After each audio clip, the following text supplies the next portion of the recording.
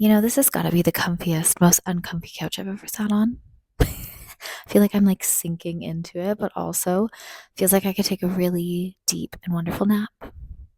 How's everyone doing today? So happy that you joined me. This is your first time here. My name is Jess, and this is my timeline series. We've kind of woven throughout the months.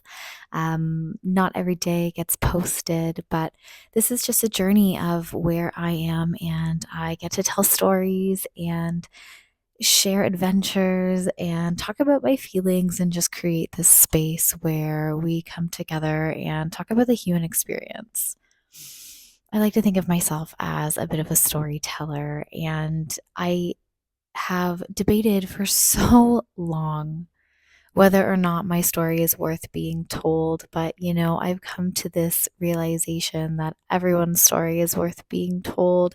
We all are a part of this universe, and each person's reality and experience is what weaves together to form the fabric of who we are and what we are. There's so many big questions that we don't know the answers to, and we can fight for eons about, the big questions of our time. But I think the thing that we're not doing is coming together on what we share, what we are, every single one of us, what we all experience. And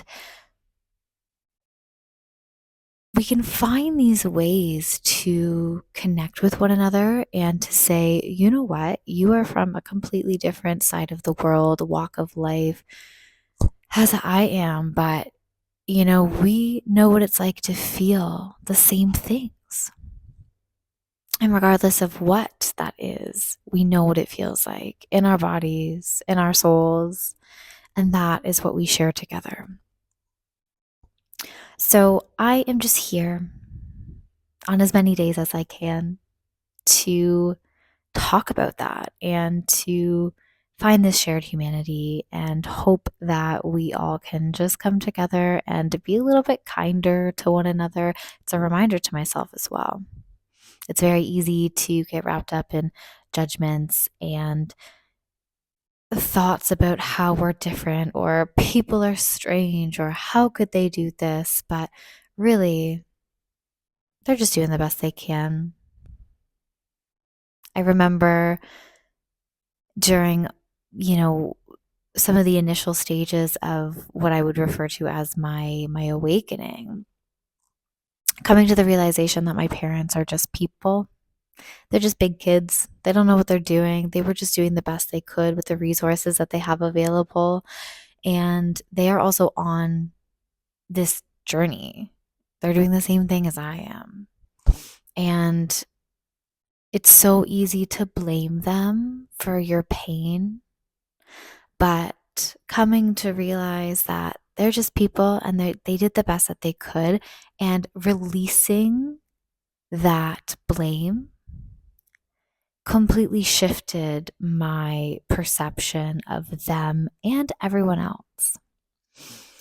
And it became a lot easier to accept and love people for who they are, even if they do things that I don't agree with or I don't quite understand. There's this element of just respecting their journey because they're just doing it. They're just living it in real time. And just like me, they're going to have moments in their life where they pause and they reflect and they say, oh, you know what? I don't feel totally great about that. I wish I had done this, or I wish it turned out different. But in that moment, you just have to make a choice. And that, I think, is where the healing happens. I think the healing comes from allowing yourself to be uncomfortable with the fact that you made mistakes. And I use that in quotes because I don't think there are mistakes, there's just choices. And you always have an opportunity to shift course. Just because you make one decision doesn't mean you have to keep making choices in that same path. Like you can just stop, you can turn around, you can forge a new path, you can keep going and then shift course again. There's literally no rule book. And I use the word path, and I've been playing with this word lately because the it indicates it, the language makes it seem like there's one path to the final destination, and like there's not. I mean, ultimately there is one path, but it doesn't look like a straight line. You're going to keep weaving in and out, and you're going to go down different paths that stray from like your main storyline, and you're going to weave your way back in, and then everything, all of these paths are going to come together, but it's more of like a maze.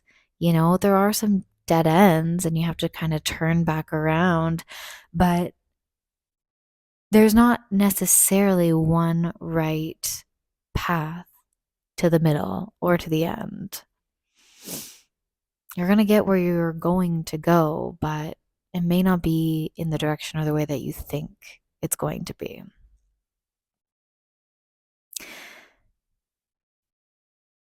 Cool stuff, right? Cool stuff.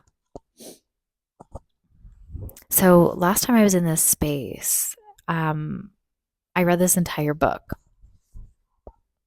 and it's not that impressive. It's like a little tabletop book. So there's it's something that you can like read in an hour, but this is a really cool book, and I just wanted to share. I wanted to turn to a page and just kind of see what the message is and share that with you today. So this is a quote. Edward Tufte.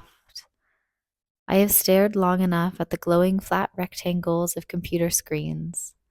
Let us give more time for doing things in the real world. Plant a plant, walk the dogs, read a real book, go to the opera. That's a fun little reminder. Last night, so yesterday was Valentine's Day,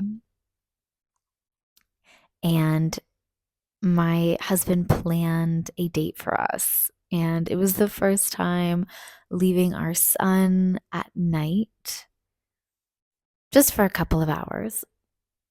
And so it was really nice to actually go out and do like an evening time date, but I didn't know what we were doing. So it was a surprise to me. And he made a comment. We parked downtown, and he was like, "Oh, you can see the clock tower of the church." And I was like, "The church? What are we going to a church for? What in the world? What event is happening at a church?" I could not figure out what we were going to do. And then we continued, and then I saw there was a gentleman with a candlelight shirt, and it dawned on me, and it's something that I've been wanting to do for so long. And I literally that morning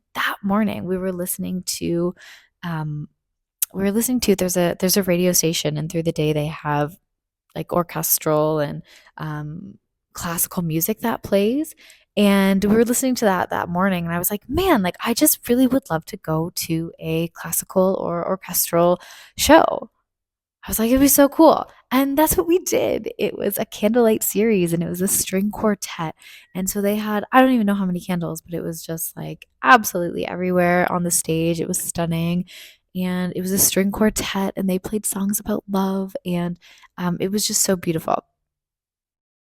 Church pews are very, very uncomfortable though. So that was like, I turned to my husband, and I was like, man, like these pews are so uncomfortable. He's like, they make them uncomfortable so that you'll pay attention in church. I was like, that tracks. I know that's not why, but I was like, that was pretty funny. So yeah, we had a really fun night.